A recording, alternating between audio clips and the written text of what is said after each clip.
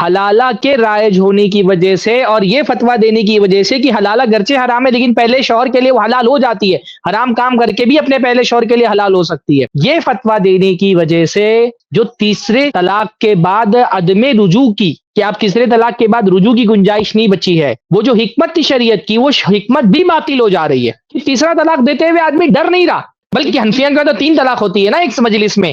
تو اس کو خوف ہی نہیں 3 طلاق دیتے ہوئے، کیونکہ اس کو پتا ہے کہ 3 طلاق دینے کے بعد دوسرے مذاہب میں تو گنجائش نہیں ہے، میرے مذہب میں گنجائش ہے واپس آنے کی، ہاں تھوڑا سا یہ برداشت کرنا ہے، تھوڑی بے غیرتی دکھانی ہے، اپنی بیوی کو ایک رات کے لیے دوسرے مرد کے پاس چھوڑ دینا ہے، پھر یہ واپس میرے پاس آ جائے گی، اسی لیے تو 3 طلاق۔ حنفی مرد 3 طلاق اس وجہ سے بھی دے رہا ہے کیونکہ اس کے لیے ان کے مولویوں نے حلالہ کا راستہ کھولا ہوا ہے، تو جو شریعت کی حکمت تھی نا کہ ایک آدمی یہ سوچتا کہ اگر میں نے 3 طلاقیں دے دی، تیسری طلاق دیتے ہی میرے ہاتھ سے اختیار ختم ہو جائے گا،